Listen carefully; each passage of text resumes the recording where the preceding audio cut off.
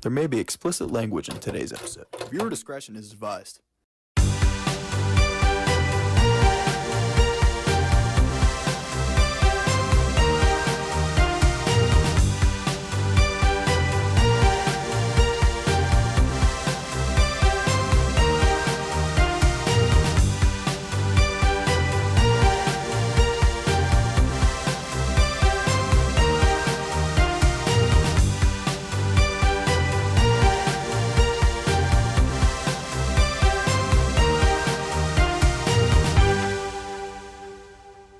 Ladies and gentlemen, welcome back to episode number 150 of Tailgate Talks. No. Oh, God. No. Yes, sponsored by the First Recycling, Junk Removal, and the Spot of Contracting and Landscaping. No, we're getting this out of the way now. Oh, God. We're doing this now. I think you know what. I think all of you know why I am interrupting Alex during that, and why I am so just wanting to do this now. The Atlanta Hawks lost last night. Of course, that's why I'm interrupting. Of course. Losing to the Knicks. No, you know why I'm interrupting. I can't believe I'm saying this. After everything that we've said for the last 2 years, every single remark, every single take, which, guess what? We were right every time. Drew Allar is a Pittsburgh Steeler. Listen. Go back and after the Northwestern game. This is what I got to say to that. And look what I said. Yeah, I need 15 of those right now. This is what I got to say about that. After the Northwestern game, go back, watch the Tailgate Talks episode after that, and look what I said. Alex, correct me if I'm wrong. Didn't we say we have no issue taking Drew if it's in the late rounds? Yes, I believe that is exactly what we said. So my issue is not with taking Drew, even though he proved nothing in college and was a very he'll go down as one of the most underwhelming college quarterbacks of all time with all the hype that was around him. Yes, he got hurt, and I hate that is how his season ended, but it was underwhelming. People go, oh, he threw 60-plus touchdowns. Oh, yeah, how many games did he blow? My issue was not with taking Drew. My issue was where we took him. Yes, somebody could have took him. But here's the thing. If somebody else would have took him, well, then they would have reached on him too. At best, he was a 5th or 6th rounder. And we took him in the 3rd with the 76th pick. First pick of the 3rd. The first of the three round picks. You could have fixed your secondary. That hole still needs fixed, by the way, in my opinion. And no, you took Drew for quarterback depth, which once again, if you wanted to do that, you could have did that in the 6th with literally just pick one. Just pick one. If that's what you wanted to do, is just pick one. But no, we took him in the 3rd.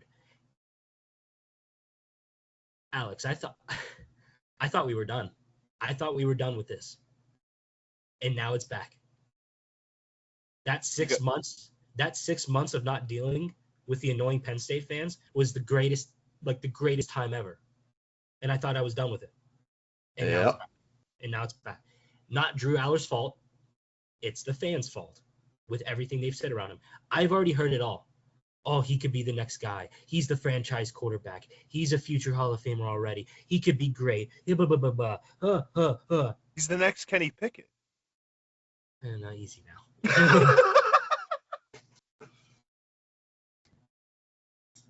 Theoretically, with his tangibles, he could be. But he had 4 years to improve. 4, to fix his issues with his decision-making, which is garbage. And we'll get to that in a minute. To remind you why it's garbage, and his accuracy went down. A lot of underthrown balls and overthrows.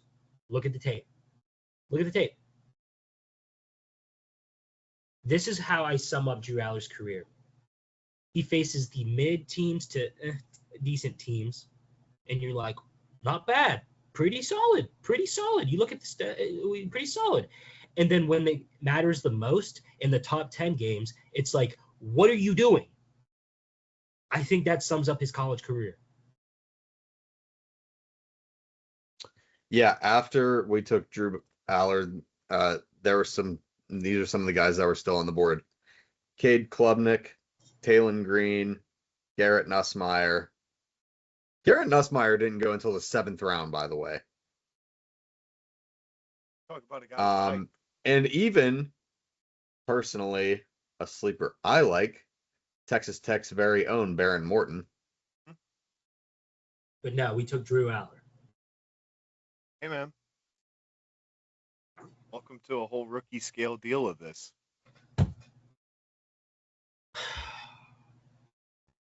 I'm not even impressed with the draft at all, to be totally honest with you. The positives out of the way first. The Navy kid that was from Pittsburgh. Yeah. Awesome. Mount Lebanon graduate. Yes. Lebo awesome. kid. Mikey, listen. His last name is Heidenreich.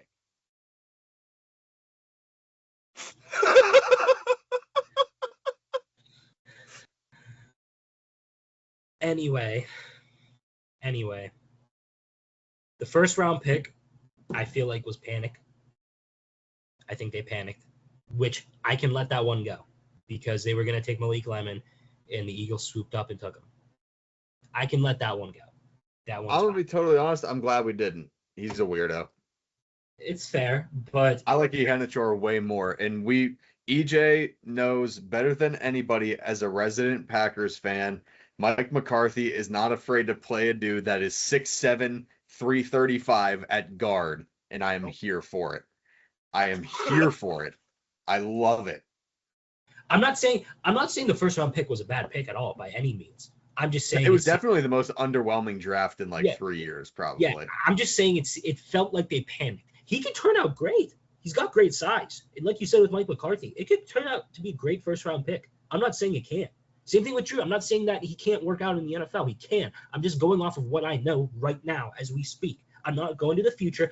Nobody is the franchise quarterback. How about this? Nobody's the franchise quarterback until we win a freaking playoff game.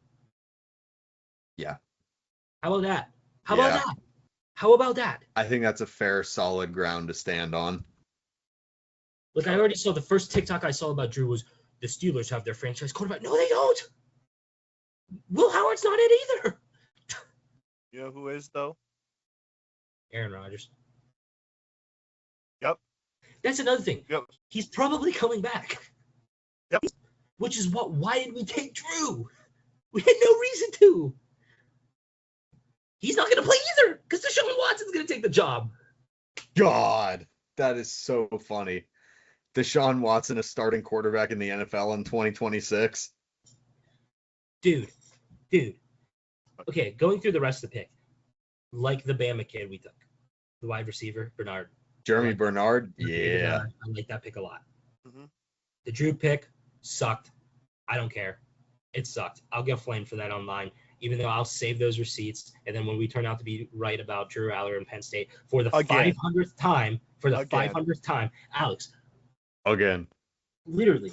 We're going to come out back on this show. We're going to do some stupid skit where we're going to trick you all thinking that we're like, oh, we're sad. And then we're going to be like, ha, psych. Do you know who we are? Blah, blah, blah, blah, blah. Hit the intro. Defriction, recycling, junk removal, blah, blah, blah, blah, blah. And then I'm going to go. go. Oh, we were right.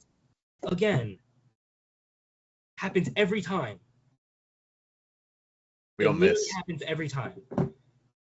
Now, the tight end pick, I like it.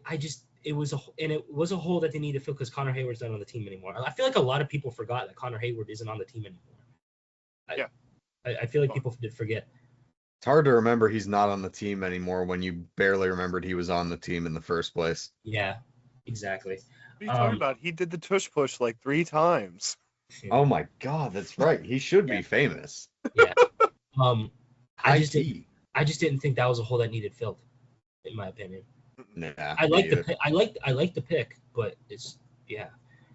I can't do this pick justice. My another pick that I loved, the true definition of a Pittsburgh Steeler. Alex, go ahead. We talking about that boy from Iowa Mm-hmm. No, Drew Allar. with the ginger mullet.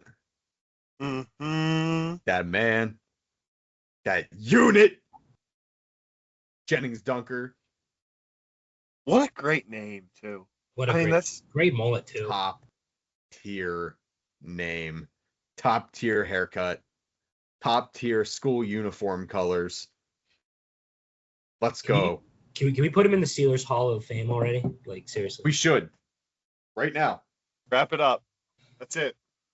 I've Put seen him it. next to freaking David DeCastro and Alan Faneca right now. Next great Steelers guard. Put him in. And then there's other picks that I don't remember. But if I had to grade the Steelers draft, I'm gonna be honest. For me, it was a C minus.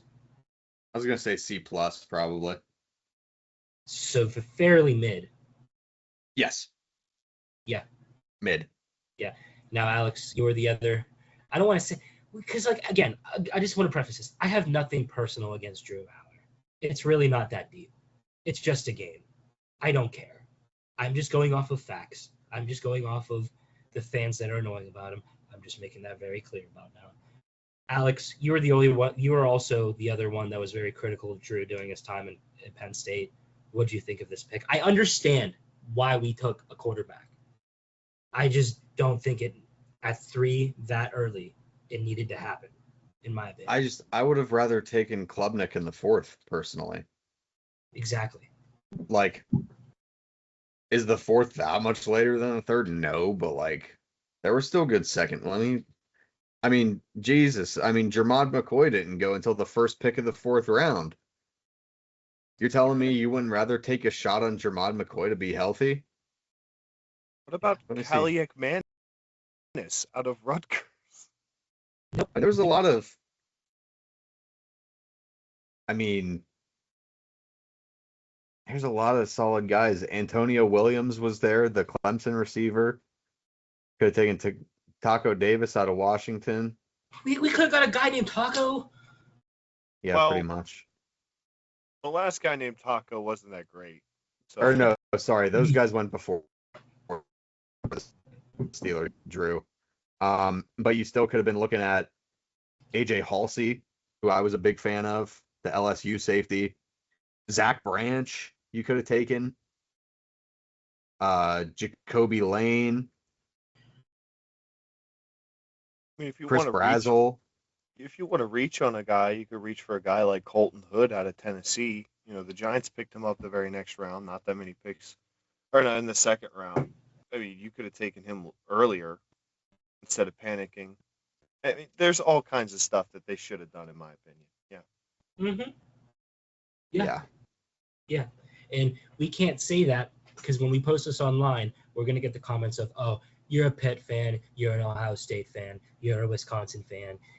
You're just saying that because of hate. Well, you might as well name every single team that Penn State's ever played in their entire school life. They're unrivaled, guys. Unrivaled. Though to be fair, geographically, they are. If you look at it at a geographical standpoint, they technically are. But from a football standpoint, it's like, okay, bro. But yeah, Davis and Igbinosun went in the late 2nd round. Go Buckeyes. Yeah, but I hated this draft. It was just not a great draft class overall. Like, the class was the class it was weak. Fairly weak. It was fairly weak. But yeah, I've heard it all. I've ranted so many times since the draft, and I'm done talking about it. I'm so mad. I'm done talking about it. So. Yeah. Well, You know I what? guess we should. What? We just want to. I got to Well, just yeah. run down the line and recap the 1st round. What are you gonna say, AJ? I was just going to say that I can't wait for Drew Allar to be the first QB to win a playoff game and have to kind of eat all this.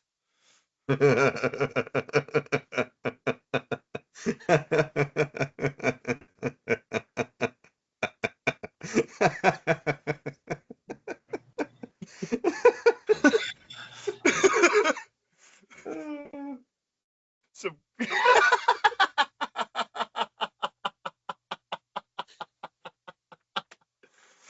well, see I'm you, Mikey. glad I didn't get a Way to big sip celebrate in there. 150. All right, EJ, screw the draft. Joe Pavelski episode. Let's go. Yeah, we've been waiting on this forever, dude. I'm so jazzed. Oh, Coming off all the right, all heels right. of Wisconsin hockey not winning the national title because the freaking Denver Pioneers. Disgusting. Disgusting. You talk All about right. a school that literally doesn't do anything else but play hockey. It pisses me off. All right, let me run down the list of all the first round picks. We'll talk about who we think were steals, who were probably reaches, and then we can pay the bills and move on to hockey, which is what we all care about the most anyway. All right. For those of you who don't like football or live somewhere with absolutely no internet whatsoever, the NFL draft has concluded for this year. Done. All 7 rounds. I was down on the North Shore for the first round this past Thursday. It was awesome, except for the fact that I paid $45 for 2 beers. Yes, We will not talk about that any further. Anyway, this is the first round. Pick, team, and player selected. So, pick 1, number 1. First round, first pick, number 1 overall pick. The Raiders select Fernando Mendoza, the quarterback out of Indiana. No one's surprised there. Number 2, New York Jets taking David Bailey, the edge from Texas Tech. Little bit surprised he went number 2 there. I was expecting an Ohio State defensive player in that spot, personally. I know a lot of people wanted Arvo Reese there. Yeah. But I think David Bailey. It just sucks he's on the Jets because now he's gonna stink. Yeah, he is a much more established true pass rusher, and that's what the Jets need, so it makes sense. Number 3, the Arizona Cardinals, who the entire league forced to stick and pick in this spot. Reach out and take Notre Dame running back Jeremiah Love, number 3 overall. This great pick if it's like 20th. You know, he's the best running back in the class by far, but he's just not a top 3 guy. Even in this weak class, like we said. I was expecting like a number 7 to Washington in that Cliff Kingsbury style offense type thing. Yeah. With Jaden Daniels. Anyway, that did not happen. Number 4, the Tennessee Titans selecting Carnell Tate, Ohio State wide receiver. Very, very, very good pick for the Titans, in my opinion. I didn't think he was going to be the first off the board, though. For whatever reason. Which is fair. I think he's the best, but whatever reason, I didn't think he was going to be first. For whatever reason, a lot of people didn't. They thought he was like slow for some reason. I don't know. I think he's, plug and play is going to do great. Yeah, get Cam Ward a weapon, finally. All right. Number 5, New York Giants select Ohio State linebacker Arvell Reese, because apparently the Giants don't have enough edge rushers on their roster already. Now maybe he'll actually play true linebacker for them. I don't think that's his best position. I think he would be better off getting into an NFL training program and gaining some weight and becoming a true hand in the dirt edge rusher / TJ Watt style off ball linebacker. But I guess we'll see. They're probably thinking about putting on some weight for one of their guys they already have and sticking him at D tackle now they got rid of Lawrence. Maybe. I mean, because Dexter Lawrence is gone. Like, I don't know, though. Like, do you try and get Thibodeau to put on some weight? Like, he can't edge rush for nothing anyway. Maybe. I don't know. That's an interesting one. Number 6, in a very, very surprising move, the Kansas City Chiefs trade up from number 9 to number 6, swapping with the Cleveland Browns, and take LSU corner Mansour Delane. There is your Trent McDuffie replacement for the Kansas City Chiefs. Not what I was expecting whatsoever. I was not expecting a move up from them, period. I was expecting them to stick and pick at 9 and take someone like Ruben Bain or David Bailey. Unfortunately, Bailey went 2. So, My only very thought is interesting selection. they were convinced that's where Washington was going, and they needed him that guess. bad. That's my only thought. Well, if that is the case, Washington next at number 7 probably very happily stood there and decided to go with Sonny Styles, the Which is Ohio the State better linebacker. A true off-ball linebacker, if I've ever seen one. This guy can fly in a gap and stuff a run, blow up a pulling guard or an ISO blocking fullback. Like, this dude can stuff a gap. He can play coverage. He can break up passes. He can level hits on receivers running routes crossing over the middle. He's unbelievable. He really is. Great pick for Washington there. 7 Ohio State guys this year. That's good. Then, it's a good crop from them. Immediately following that, number 8, Jordan Tyson, the Arizona State wide receiver. Going to New Orleans Saints. Interesting one. When you have the oldest and one of the worst defenses in the league, why you go wide receiver first round blows my mind. I don't know either. Next, number 9, the Cleveland Browns trade back 3 spots, gain a 3rd and a 5th round pick from Kansas City in exchange, and still get the exact same guy everyone thought they were going to take, which was Spencer Fano, the offensive tackle from Utah. It's exactly what Cleveland needed. Great business. Gain 2 picks, pick the same guy anyway. Like, you can't do better than that. Nope.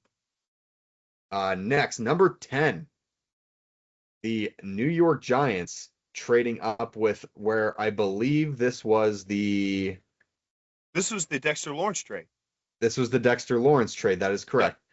Yeah. So with the 10th overall pick acquired from the Dexter Lawrence trade, the New York Giants selected Francis Maui Noah, the offensive tackle from Miami, which means Evan Neal can finally rest in peace. Yeah. It's over. It's done. It's okay, dude. This is hanging him up. Maybe they can let him play one position now if he continues to be on the roster. Number 11, the Dallas Cowboys, who I believe moved up for this pick. I believe they were originally sitting at 12. Mm-hmm. I can't remember at this point. Like, these 10 through 13 were all traded in some way, so they were all they swapped flipping around like crazy. So the 11th overall pick, the Dallas Cowboys hit a absolute Rowdy Tellez style grand slammer against the New York Mets and take Caleb Downs, the safety from Ohio State. Fantastic pick by Dallas. Oh, yeah. Your defense needed help drastically. You just got yourself a field general for your entire defense right there. Number 12, potentially one of the most shocking picks in this entire draft. The Miami Dolphins selected Caden Proctor, the Alabama offensive tackle. Trust, I get it. Bro is ginormous. Like, diabolically huge. 6'6", 350 is... But drafting him at 12, where I think most mock drafts, I saw him at like 28. A little crazy. Speaking of crazy, the LA Rams at pick 13. Why Holy cow. Blows my mind. Me and the 3 Browns fans in front of me collectively lost our minds when the LA Rams used the 13th overall pick to select Alabama quarterback Ty Simpson. What do they know that we don't? Sean McVay always knows something about unassuming white quarterbacks, dude. I'm telling you. That's what I'm saying. What do they know? Because for the most part, I can look at it and point to something. This, I cannot find anything.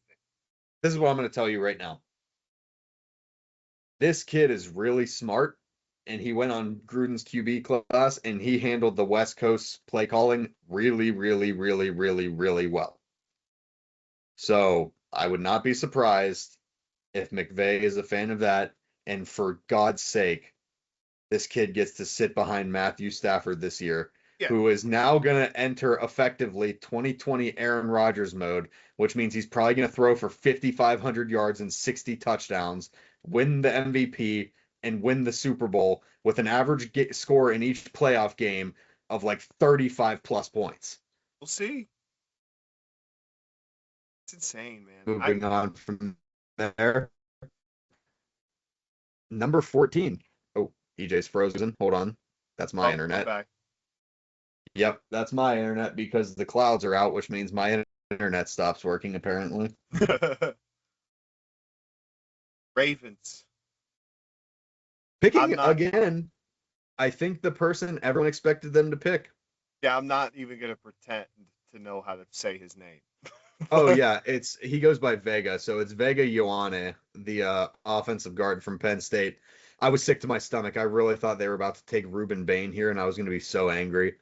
I was going to be so angry because me and the Browns fans in front of me, we were like, oh my God, the Ravens are either going to pick Ruben Bain or they're going to pick Mekhi Lemon. They're going to get one of them, and we're all going to hate ourselves for the rest of eternity because the Ravens, for like the 18th year in a row, get to sit there in the first round and pick BPA, and it'd be amazing I almost swore every time. Yep. Speaking of Ruben Bain, next pick, 15, Tampa Bay Buccaneers. Ruben Bain, who was not feeling the walk-up whatsoever, now gets to play with a chip on his shoulder. The man was pissed off. And you know what? Let me tell you what. Tampa Bain is going to go so hard. Tampa Bain is hard. Oh, my goodness. The T-shirts print themselves. They really do. 16. This was the Jets' first-round pick that I believe they obtained from the Colts in the Sauce Gardner trade. Yes. Number 16 overall, a guy who I thought could have gone for a few picks. I thought Rams could have made sense. I thought Bucks could have made sense. Number 16, the New York Jets make a good decision, in my opinion, and select Oregon tight end Kenyon Sadiq, who more than likely will not play a true tight end role. He is essentially a ginormous receiver that's also quite fast. So They're going he for will the Kyle probably Pitts deal here. Yeah, exactly. Number 17, Detroit selects based on pure need, and I think is a great pick. They take Clemson offensive tackle Blake Miller. Number 18. Shocks me that only 2 offensive linemen have been taken up until this point in the draft. Well, we're about to get a run of them here, pretty much. I know. Offensive That's what and I mean. defensive Is like line. the back half of this first round, they're just spoiled with offensive line talent. Yeah. 18, Vikings take a guy who I'm not overly familiar with, Florida defensive tackle Caleb Banks, but I think he'll be pretty solid for them. He's another number 9, big MFer. Another big MF. Yeah. Number 6'2", 19, 320. Oh my God. Yeah. Number 19, Carolina makes a great pick in my opinion. Georgia offensive tackle Monroe Freeling, I think, is a great offensive line prospect. Plug and play. He's just another one. Number 20, Philly trades up from, where were they at before this? I forget where they were. They traded up to 20, right in front of the Steelers. Do you know where they were? 20. I don't know if they had a first rounder. They might not have. Yeah, they did not have a first round pick this year. They traded into the first round, if I remember correctly. Right. Okay. No. I lied. They traded up with Dallas. The same thing that they did last year when they took Kenyon Mitchell from me when I really wanted the Packers to draft him. Oh, so this was the pick that the Packers sent to Dallas for Parsons. Yes. And then Dallas sent to Philly. Okay. Yeah. So Philly trades up one spot ahead of the Steelers and snags Mekhi Lemon, the USC wide receiver. We've already mentioned that. That kind of sucks, but whatever. Shook a lot of Pittsburgh fans' hearts, but Bye-bye AJ Brown in Philly. Yeah. You're going to be a Patriot post June 1, buddy. Mm-hmm. Plus, they've already got a true number 1 guy there. I still think Smith is better. Yeah. Number 21, Steelers take Arizona State offensive tackle Max Iheanacho. He is big as well. I don't think he's going to play tackle. I think he's probably going to play guard in place of Isaac Seumalo, I would have to guess. But who knows, with it being unknown how long Broderick Jones is going to be injured for with the neck thing. I mean, You never know, especially you draft Jennings Dunker later in the draft. I mean, you can't not play that guy. Come on now. Yeah. Number 22, the LA Chargers get, I think, great positional value and great draft value overall at 22 by selecting Akeem Mesidor, Ruben Baines, compatriot on the other edge for Miami. They just so shook out that, in my opinion, the BPA there was the position of need for them. Like, Yeah. excuse me. I truly think that the Chargers, I don't know, their drafts always confuse me because it's like the past 3 years I've been like, the Chargers had a really good draft. And then half of them don't end up working out, or if they do, it's a Quentin Johnston situation where it takes them 3 years to figure it out. Yeah, exactly. And they've kind of missed that little window they were shooting for, even though they're still competitive. Very weird team, the Chargers. Very weird. 23, Dallas. Another great pick for their defense. UCF edge Malachi Lawrence. Great pick. Number 24, Cleveland selecting Texas A&M wide receiver Casey Concepcion. Also great value for the spot. Honestly, a very good pick, in my opinion. He's so fast, dude. He is very fast. 25, Chicago takes Oregon safety by way of Purdue, Dylan Thieneman, who is, I wanted to be a Viking just so the Vikings could have another white safety that hits good. Like, I wanted it so bad. Yeah. But it did not crack out that way. Number 26, Houston, addressing a massive need by taking Georgia Tech offensive lineman Kalen Rutledge to play guard for them. In my opinion, he is the best offensive lineman in the maybe this way CJ Stroud won't commit 9 turnovers in 2 playoff games back to back. He won one. Don't know. They won one of those. Miami at 27 did the thing. They took Chris Johnson. Let's go. Yeah, they did. Shout out CJ 2K, baby. No, San Diego State cornerback Chris Johnson goes to Miami at number 27. I don't think Miami could have made a bad pick in this first round. They literally need everything. Yeah. So I don't think anything could have been bad for them. I think it would have been good for them to draft somebody for Malik Willis to throw the football to, unless they plan on letting him throw it to Caden Proctor a couple times this year. But whatever. Number 28, Patriots draft offensive tackle from Utah, Caleb Lomu. Pretty much saying at this point, Will Campbell is probably going to be a guard now. Yeah. Because of the arm length thing, I would think. So it's not like his underlying metrics are bad. It's a positional fit thing. You just can't. Yeah. Which it'll be fine. interesting. Good for them. They made the Super Bowl and they added the top 10 offensive linemen in this class. That's exactly what competing teams should do, in my opinion.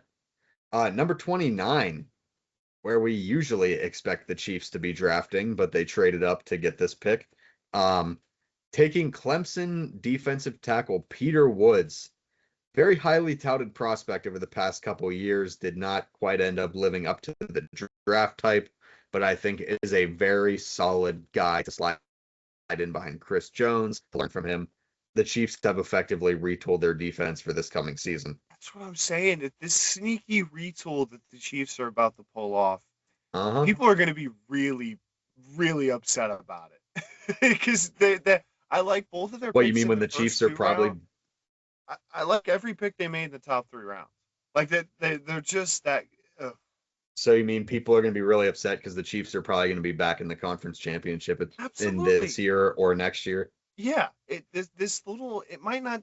Yeah, like you said, it might not be this next season because I'll give Mahomes a full season of coming off an ACL. Yeah. But after that, some of these guys maturing, another year of picks to kind of get some youth. It's going to be nasty. Yeah. Number 30, the New York Jets were dealing in this first round, trading up for effectively their 3rd first-round pick of this draft and selecting another very good weapon. You got Garrett Wilson, you got Kenyon Sadiq, and now you also have Indiana wide receiver Omar Cooper Jr. in that room. Very fun. Jets offense could be super fun. could be absolutely terrible, like always. All Probably depends on that. who's throwing the football. Yep. Yep. Pretty much.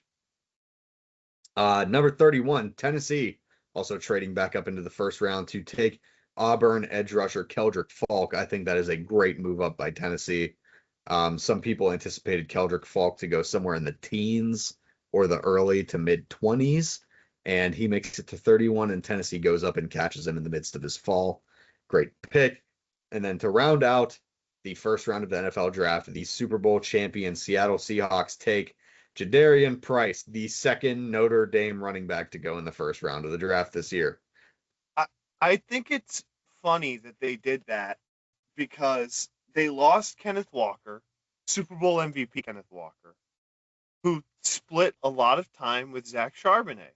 So what do? They take a guy out of college who's a little raw but highly touted behind the main back to kind of usher in as that second running back behind Charbonnet and kind of split carries again. It's a weird thing that they got going on there, but I trust McDonald. I mean, they just won a Super Bowl.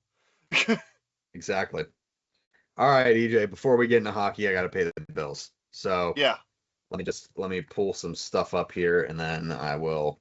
While you're pulling that up, I want to go over this because my team didn't have a first round pick this year. I kind of just sat Go back for and it. enjoyed the first round as it was. Packers, with their first pick all the way down as pick 20 in round 2. Brandon Cece, or Cisse, I believe is how you say it. Cornerback out of South Yeah, I Carolina. think so. Loved it. The only guy I would have really preferred is if we got Pawns, who went to the Jets 2 picks earlier. I've been eyeing him up since the national championship game. I thought he was locked down. I thought he was excellent. So D'Angelo Pawns is the one guy I would have liked. I watched a little tape on Cisse after the draft. I didn't hate what I was seeing, and the rest of their picks were pretty solid. Lots of late round stuff. Not that I want to waste everyone's time with Packers news, but there was one particular guy who I wanted everyone to look out for because I think he's going to be nuts with guys like Sorrell and obviously Micah Parsons. Danny Dennis Sutton out of Penn State just breeds edge rushers. And Parsons in that locker room being a Penn State guy, woof. I think he's going to eat. I think that is a real big steal late in their fourth round. Just keep your eyes on. Alrighty, I will go ahead here. This episode of Tailgate Talks, as always, is sponsored by DeFrischer Recycling and Junk Removal. DeFrischer is a family-run business out of Greenville, PA, that provides services such as vehicle purchasing, scrap metal purchasing, appliance removal, junk removal, garbage services, dumpster rentals, curbside pickups, house, garage, and building cleanouts, and demolition around the Greenville and Pittsburgh areas. If you or anyone you know are in need of any of these services, check out the links in the description down below. Go to their website or their Facebook page, get in contact with DeFrischer today, see if they provide their services in your area. Thank you, DeFrischer, as always, for sponsoring this episode of Tailgate Talks. And also a very special thank you to our second sponsor of Tailgate Talks, that being LaSpada Contracting and Landscaping. Call or text LaSpada for all renovation needs, including decks, fences, patios, retaining walls, flooring, bathrooms, kitchens, and more. That number is 412-508-1669. It will be down in the description down below. They serve households within an hour drive of downtown Pittsburgh. Thank you to DeFrischer and LaSpada for sponsoring this episode of Tailgate Talks, as always. And EJ, I have something very sad to talk about to tip off our hockey segment before we call it quits on this episode today. We have talked many times and joked about the Joe Pavelski career deep dive. Yes. But there is another man whose career ended this weekend who I think would be equally deserving of a career deep dive. For those of you that don't know, over the past weekend, the President's Trophy winning Colorado Avalanche completed their sweep over the LA Kings, sending none other than Anze Kopitar into retirement. Now, I want to say specifically, my brother, although we're both Wings fans, his kind of second team that he's adopted over the years is the LA Kings. The fact that Kopitar and Jonathan Quick retired in the same year, I've been having to do checkups on him. It's Yeah. it's a real sad. It's a real sad seeing that. I mean, it's not like I'm a huge Kings guy, but those are just some fun years. 2014, I hold on to with a lot of love in my heart, especially because it derailed the Blackhawks from doing whatever they were trying to do. So it's fun for me. Yeah, Kopitar is a guy who will always have a lot of love and respect in my heart, and I hope he has a nice retired life. Me too, man. Well, with that being said, I will do a quick run through of every first round series, as only I believe 2 of them have been completed at this moment. First series, I will just glaze over these real quick, and then we can get into some more details about this. Bruins and Sabres. Buffalo's currently leading this series 3-2, but it's been a dogfight the whole way. Game 1, 4-3 Sabres. Game 2, 4-2 Bruins. Games 3 and 4, Sabre victories 3-1 and 6-1. Bruins got a overtime win 2-1 in Game 5. That's bringing us to Game 6 on Friday at 7:30 p.m. That's the first series. Next one I will go to, I'm just going to go on these based off the ticker on the top of NHL.com. Mm-hmm. Next series, Canadians in Lightning in a this is a dogfight right here. It's a dogfight that I did not expect at all. Did not expect whatsoever. The Habs and the Lightning is a crazy dogfight though. Series is tied 2-2 at the moment. Canadians took the first one. Okay, first of all, the first 3 games of this series went to overtime. Canadians won the first one 4-3. Lightning won the second one 3-2. Canadians won the second one 3-2, and then the Lightning won Game 4 in regulation, also by a score of 3-2. That is 3 straight games ending in a 3-2 score for those of you counting at home. Game 5 is tonight at 7 p.m. All 1-score games. Yes. And then, man, poor Ottawa. Chris Kunitz sent a clapper at him in 2017, and they've never been the same since, dude. Not poor Ottawa. Those scumbags can suffer. I'm so tired of their nonsense. They shouldn't even be here. I'm glad they got swept out of the building. Carolina completes the sweep. 2-0 Game 1. 3-2 double overtime in Game 2 was a tight one. 2-1. Game 3 was tight. Game 4 ended up 4-2. So Carolina completes that sweep and moves on to the second round and will be facing the winner of Pittsburgh and Philly. We'll get to that one last. I will be saving that one for last. We will go to the second sweep now. As I previously mentioned, the LA Kings were swept by the Colorado Avalanche. Avs won games 1 and 2 by a score of 2-1, the second of which coming in overtime. The first was in regulation. And then a pair of 4-2 and 5-1 victories in LA. It just never got better for LA whatsoever, unfortunately. Yeah, as soon as LA couldn't take one of those 1-goal games on the road, it was wraps. Like, it just was not happening. Yeah. Okay. So, like, besides LA and Colorado and then Ottawa and Carolina, every single series has been just a dogfight so far. These playoffs have been fun, man. It's already. Minnesota leading the series 3-2 against the Dallas Stars. I just don't think should be there. I mean, obviously they should, but yeah. So Minnesota wins Game 1 6-1 in Dallas 4-2. Dallas takes double overtime to beat the Wild 4-3. And in one overtime victory, then a 4-2 victory after that on the road at Dallas. That series is 3-2. This is elimination on the road in Minnesota Thursday at 7:30 p.m.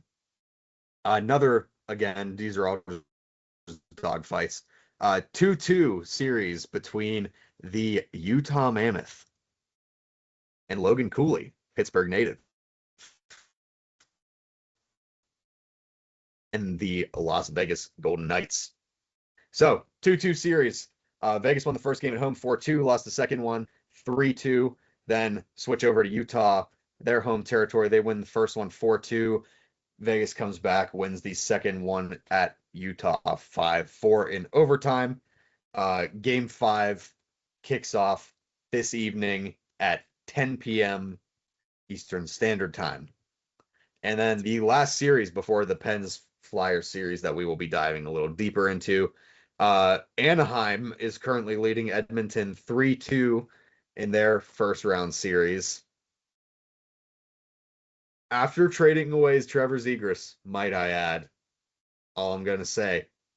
Wow. Just wow. So, you didn't know this, did you? Did you realize this? I did not.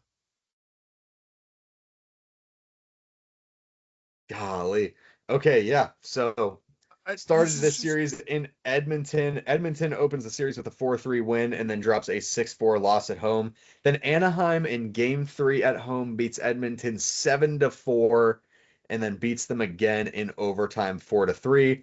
Oilers get some revenge in game 5 at home 4-1, but the Oilers are facing elimination in Anaheim tomorrow night. Puck drop set for 10 p.m. Eastern. I don't get it. And now Trade everyone. The series that everyone has been waiting for. The Pittsburgh Penguins are still alive against the Philadelphia Flyers and are, to my count, no longer on life support like they were after the Game 4 victory to make the series 3-1. They were on life support with that win. They were just barely like one of their family members was standing next to the outlet ready to unplug them. You know what I'm saying? Like, Yeah, they were there. A lot of fans were feeling that way. They were ready to hang them up. They were ready to say, you know what? Gentlemen sweep. We got one. Yeah. So, started off real bad. 3 straight losses to start the series. 2 home losses to the count of 3-2 and 3-0 in a game where we got absolutely goalied by Dan Vladar. It was ridiculous. Game 3, go to Philly for the first time, lose 5-2 in a rough one. And at that point, everyone thought it was over. Pens win 4-2 in the second road game at Philly. Everyone figures gentlemen sweep. And then the Pens come out and get a huge 3-2 home victory in game 5 to force game 6. Pens are still facing elimination in Philly. Puck drops 7:30 p.m. this evening, Eastern Standard Time. But in my opinion, the Philadelphia Flyers are a very young hockey team that is not used to handling this kind of pressure yet. I don't think they're ready for the intensity the Penguins are going to be coming into Philly with tonight. The Penguins have famously been a very good road team this year as well, which I think bodes very well for them. If I were a Flyers fan, I would be very nervous because I'm telling you one thing. If we drag your carcasses back here to Pittsburgh for game 7, it's possible to be the 5th reverse sweep in NHL playoff history. That's all I'm going to say. It's bad news. I'm so, like I said on this show, I want this series to go to 7 because it means that both teams lost as many times as they could in the first round before one was forced to win a game. But with the scenario the way it's played out, it's even better for me because if Philly loses the series, it's so embarrassing for a Philly sports team to go up 3-0 and lose 4 straight. Be only the 5th team in NHL playoff history to get reverse swept.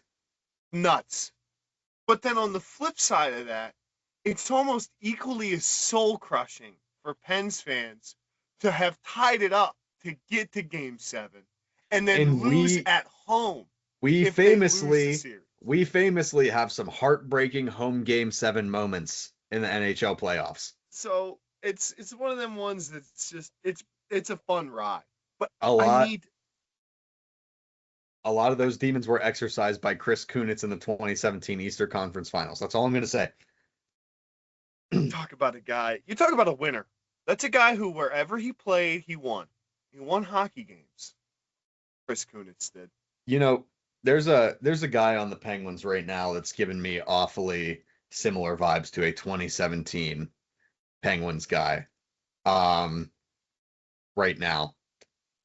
And they even have the same first name. I'm going to tell you something right now. Connor Dewar. Really? He's giving me some real Connor Sheary vibes right now. Yeah. I can see it.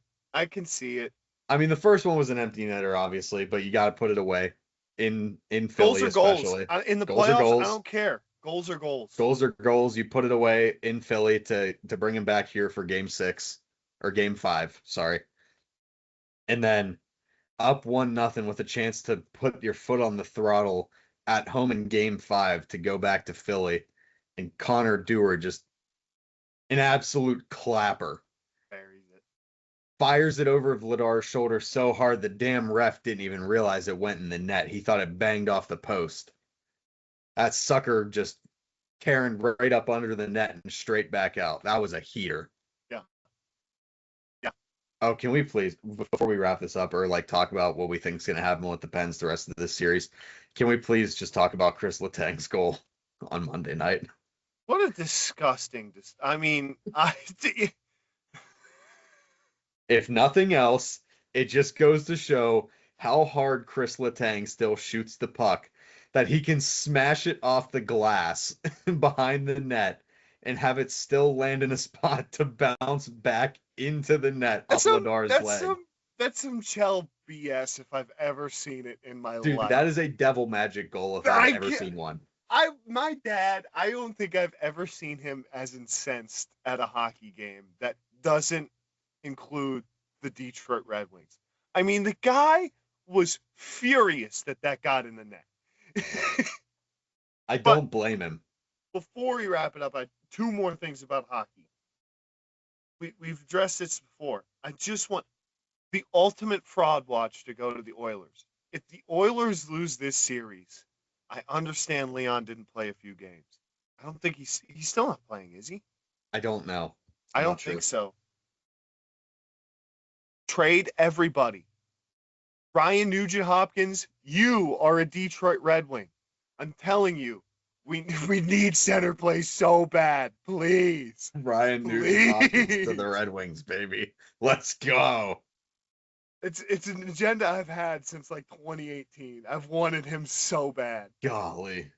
And secondly, I personally, with no dog in this fight, no team, am really conflicted over Lightning Canadians.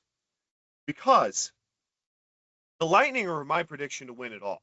I thought that they could be the team to beat the Avs in the final if it came down to that. Truly, I think they matched up really well. And Vasilevsky, when he is on, he is on. He is stopping absolutely everybody. I don't care who it is shooting at the net. You could have two pucks, Cale McKinnon, both of them, Makar and McKinnon, shooting at the same time. I feel like he could stop it. But on the flip side of that coin, I can't stand the Canadians, but my boy Cole Caulfield is having a career year. Yeah. And the guy I just want him to keep scoring and keep playing because I love watching him play. The guy, I mean, 50 goals is no slouch. You don't know how he scores 50. He's just so quick and he just finds slots out of thin air. We're talking about a guy that put up a ludicrous amount of points and goals this year. Can we talk about a guy who I predicted to bring his team to the playoffs, and I was damn near almost right about it? Eklund Celebrini scored 115 points this season. Buddy. And had the Sharks this close. And he's what I call a median MVP season. You take out Connor McDavid for most of these years. And he's like this season, he's MVP half of them. Like the amount of points and the way he elevated his team, he's not going to win it this year, but he should be top 3 in voting, in my opinion. The guy has done a carry job for the set, and he was close. You're right. He was real close to actually making it to the playoffs. I mean, and the Sharks were 4 points. Own. The Sharks were 4 points out of the last playoff spot. Yeah. I mean, it's 2 games. And that's with almost zero help, it feels like. The guy, he absolute carry job. Oh, and one last thing. I didn't believe it when I first said it, but the series is tied 2-2. I want the Mammoth the first year that name the Mammoth, and the second year in Utah to go all the way. Just to stick it to Arizona. All right, so last thing, a little overview. Like I said, 2 series have been completed. Those are the 2 sweeps. Carolina will play the winner of Pittsburgh and Philly, and then Colorado will play the winner of Dallas and Minnesota. And then the way it'll work on the other 2 is the winner of Buffalo and Boston will face the winner of Tampa and Montreal, and then the winner of Vegas and Utah will face the winner of Edmonton and Anaheim. So that is a slight projection for your next round. Only 2 teams have advanced so far, but that is what you're looking at going into the rest of this week, where pretty much every series should actually be wrapped up by the end of this week, into this weekend. So yeah, and I mean, buckle up, because if the first round is any indicator, this is one of the most entertaining playoff runs yeah, we're gonna have in years. Like, this is fun stuff. yeah. Fun. Well, any last words, EJ? Happy 150. We didn't Happy acknowledge 150, that enough. baby. 150 episodes on the new channel. That we love to see it. As a day oneer, I love it. Love it, dude. So happy to see it. Well, as always, thank you to DeFrischer Recycling and Junk Removal and La Spada Landscaping and Contracting for sponsoring this episode of Tailgate Talks. Check out the link in the description down below, or just check out the description box in general. Get all the information for both of the sponsors. If you need either of them, you can get in contact with them today. See if they provide their services in your area. With all that being said, good night, America.